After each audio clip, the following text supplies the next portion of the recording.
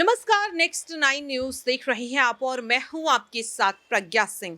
Bhim army chief Chandrashekhar Azad और Baspa supremo Mayawati, लगातार दोनों नेताओं का नाम एक साथ लिया जा रहा है। दरअसल आपको बता दें कि इस वक्त उत्तर प्रदेश की राजनीति कई मुद्दों को लेकर गर्माती हुई दिखाई दे रही है।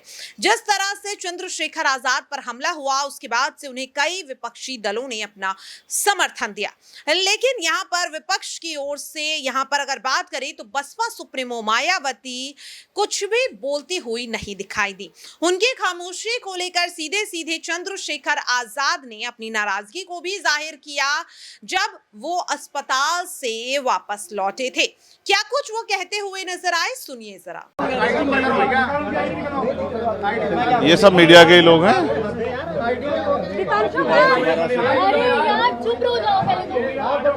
बस चुप, आप इधर चलो थोड़ा नीचे हुआ 24 चेहरा दिखाई देगा। समय बीत चुका है, कोई कार्रवाई नहीं हुई, क्या कहना चाहेंगे? अभी आप कैसा? ये आज का हमला नहीं है, ये तो हमला वंचितों पे सदियों से होता है और ये कोई पहला वंचित वर्ग का कोई व्यक्ति नहीं जिसकी जान पे बनाई है। ऐसे बहुत सारे इंसिडेंट हुए, बहुत सारे लोगों की जान गई, लेकिन आज कानून का राज है। जब मेरे जैसे व्यक्ति के साथ ये हो रहा है तो आम वंचित वर्ग के व्यक्ति के साथ क्या होता है, उत्तर प्रदेश में क्या लॉ एंड ऑर्डर है, इसको हमें समझना चाहिए। और अब तक क्या कार्रवाई, ये 24 घंटे ज़्यादा आपके सामने है। मैं तो मौत और ज़िंदगी के बीच लड़ रहा था, लेकिन अपराधी अभी भी खुलेआम घूम रहे हैं। ये बिना सत्ता के संरक्षण के नहीं हो सकता है। क्या इंटेलिजेंस है पुलिस की, क्या उनके पास इंफॉर्मेशन है, सूत्र उनके बहुत बड़े बड़े हो जाते हैं। अब तक क्यों आरोपी गिरफ्तार नहीं हुए? गाड़ी भी बरामद इसलिए हुई क्योंकि गांव वालों ने बता दिया कि मिरकपुर में कोई गाड़ी खड़ी करके गया है। अब तक लोग नहीं मिले। ये वंचितों का बेटा है, अगर मर भी जाएगा तो क्या फ़र्क पड़ेगा, लोग भूल जाएंगे। ये किसी रानी का बेटा नहीं है तो अगर उसको कुछ होगा, किसी कमिश्नर साहब से जुड़ा हुआ मामला नहीं है कि 4-5 घंटे में कुत्ता बरामद हो जाएगा। मैं मानता हूँ सरकार की घोर लापरवाही है और मुख्यमंत्री का बिल्कुल ना बोलना और बड़े बड़े दावे करना और इस घटना में ना बोलना स्पष्ट करता है कि मुख्यमंत्री सत्ता को संरक्षण दे रहे हैं, अपराधियों को संरक्षण दे रहे हैं और उनके संरक्षण में अपराधी पल रहे हैं। और ये कानून व्यवस्था के लिए, लोगों के कानून के प्रति विश्वास के लिए बड़ा खतरनाक है। अच्छा, हम लोगों ने सीसीटीवी देखा, उसमें दिख रहा है कि पीछे से गाड़ी आके चेस करती है। और क्या कुछ अगर कुछ बता पाएंगे कि आप कहाँ थे, कैसे फायर? देखिए, मैं दिल्ली से लौटा हूँ, मेरे एक साथी की डेथ हुई, मैं थोड़ा सा परेशान था। फिर उस डेथ की सूचना के बाद मुझे आना था देवबंद में। हमारे एक साथी की माताजी की डेथ हो गई थी, उनके यहाँ रस्म पगड़ी का कार्यक्रम था। उनके घर से जैसे मैं निकला, सहारनपुर की तरफ मुश्किल से 50 मीटर चला होगा, एक गाड़ी आती है। मैं फ़ोन पे थोड़ा मेरा ध्यान था, उसने जो वहाँ से गोली चलती है और वो गोली मेरे कान के पास से निकलती है। मैं अपने साथियों को कहता हूँ कि गोली चली है। पहले मुझे लगा, उस आवाज़ से लगा पटाखा है, लेकिन बाद में जब उसके वो वाइब्रेशन हुई जाते हुए तो मुझे एहसास हुआ गोली, और वो गाड़ी में टकराई भी। फिर दूसरी गोली जब मुझे लगी, बुलेट जो चीरती हुई लोहे के हिस्से को गाड़ी के, और वो मुझे लगी, तब मुझे एहसास हुआ कि हम गिर गए। फिर तीसरी गोली चली, इसने मेरा आगे वाला शीशा पूरा डैमेज कर दिया। चौथी गोली पे मैं नीचे हो गया, जो गोली आपने देखा कि वो सीधी उसमें लगी। अगर मैं नीचे ना होता तो वो मेरी छाती के आर पार चली जाती। फिर वो गाड़ी 10 मीटर आगे जाकर रुक जाती है। वो 2 हवा में फायर करते हैं जैसा मैंने देखा, और फिर उन्होंने फिर हमारी गाड़ी फायर किया। वो गाड़ी के वो फायर जो है गाड़ी के नंबर प्लेट पे लगी। मेरा ये मानना है उनको ऐसा लगा होगा कि हमने जो काम करने आए थे वो कर दिया, अब ये मर गया, शायद जैसा पहले कई घटना में हो। फिर वो शायद सरेंडर करने के मूड में थे, लेकिन जैसे ही मनीष ने गाड़ी को मेरे कहे से यू टर्न लिया, उनको समझ आया कि ये जिंदा है, तब वो वहाँ से भागे। हमने पुलिस को बताया कि ये गाड़ी का नंबर है, फिर उन्होंने उसको इंक्वायरी किया। पुलिस के अच्छे अधिकारी यहाँ हैं, उम्मीद है वो अच्छा काम भी करेंगे। लेकिन ये स्पष्ट हुआ कि अपराधियों में कोई डर भय नहीं है। कितने लोग थे? 3 लोग थे। 2 लोग असले से हमला कर रहे थे, एक व्यक्ति गाड़ी चला रहा था। चंद्रशेखर जी, कोई थ्रेट कॉल आया हो आपको इससे पहले, कोई धमकी? पिछले कई सालों से आ रही है। मैं लगातार पुलिस को इंटीमेट भी करता रहता हूँ। मैंने डीजीपी को भी लिखा, गृह मंत्री को भी लिखा, मुख्यमंत्री को भी लिखा, यहाँ के पहले एसएसपी डीएम थे उनको भी लिखा। लेकिन डीएम साहब जो पिछले थे, अखिलेश सिंह जी, उन्होंने साफ मना कर दिया कि चीफ मिनिस्टर नहीं चाहते चंद्रशेखर को सुरक्षा दी जाए। मेरे आज भी याद है ये बात। क्योंकि मैंने LIU के अधिकारी द्वारा पूछा कि भाई मैंने आपको बताया थ्रेट भी है, फिर क्यों नहीं हो रहा है? तो उन्होंने कहा भाई ये सरकार का मामला, सरकार चाहे तो दे सकती है। तो मैं चाहता हूँ मुख्यमंत्री इंतजार कर रहे हैं कब चंद्रशेखर मरे, उनका काम आसान हो, लेकिन उनको ये नहीं पता कि गरीबों की, कमजोरों की, शोषितों की बात करने वाला चंद्रशेखर इतनी आसानी से उनकी राह के रास्ते में से नहीं हटेगा। अतीक अशरफ के साथ जैसा हुआ वैसा ही कुछ होने वाला था, ऐसा आपको लगता है? अब आप इसका आकलन खुद करें कि क्या हुआ और क्या हो सकता था। आपके पास लाइसेंस? एक और बात, मुझे ऐसा लगता है कल की घटना के बाद, इतने बड़े उसके बाद भी अगर मैं सुरक्षित हूँ तो हमारे संतों, गुरुओं, महापुरुषों का आशीर्वाद, हमारी करोड़ों बहनों माताओं का आशीर्वाद, बुजुर्गों का मेरे पास है। और मैं जो जिम्मेदारी मैं लेके मैदान में आया हूँ, बाबा साहब अम्बेडकर, माननीय काशीराम साहब, सदगुरु रविदास जी का जो बेगमपुरा राज का सपना है, मानवता के राज का सपना है, संविधान को लागू कराने का है, इन वर्गों को अधिकार देने का है, जब तक वो पूरा नहीं होगा मैं कहीं जाने वाला भी नहीं। एक आखिरी अब गाड़ी को मीरकपुर में छोड़कर वो अपराधी भाग जाते हैं, तो उसको कुछ और बता रहे, कुछ को कहानी कुछ और नया मोड़ देने की कोशिश हो सकता है वो चाहते थे जो गुजरों और दलित समाज में एकता बनी है वो एकता टूट जाए, ये होगा ही नहीं कभी।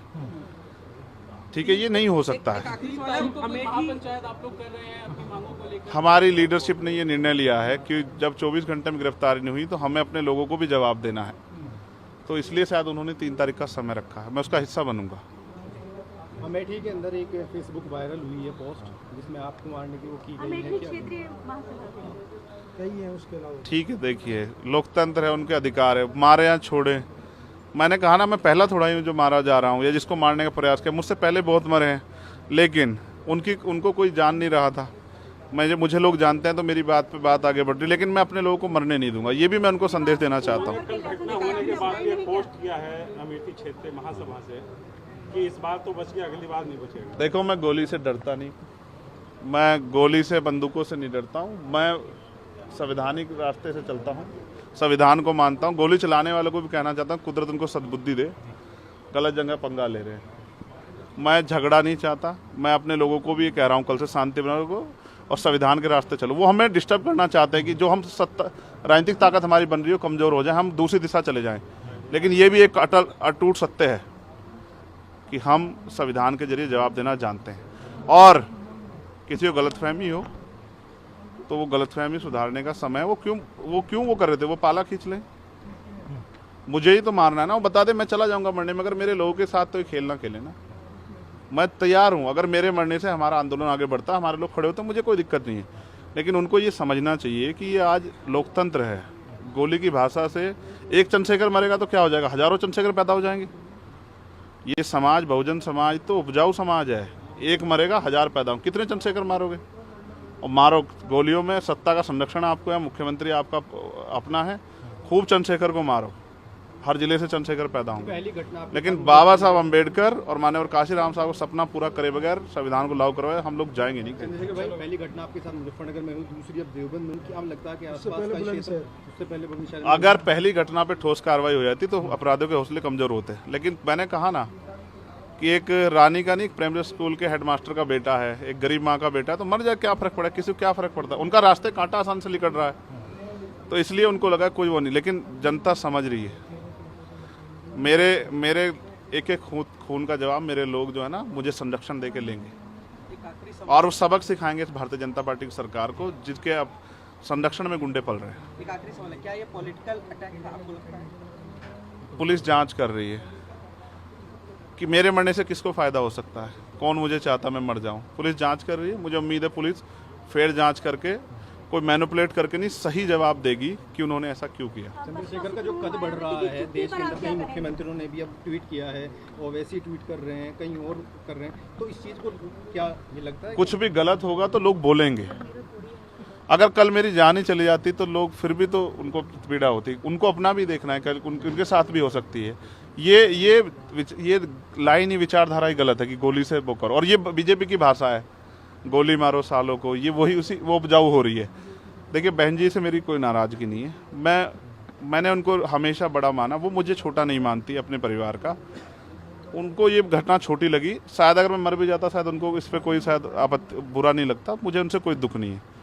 मेरे लोग मेरे साथ नहीं है बहुत, और वो समझ रहे हैं कि जो उनके लिए मरने को तैयार है, जिसने जो जान पे जिसकी बनाई है वो हमारा अपना है।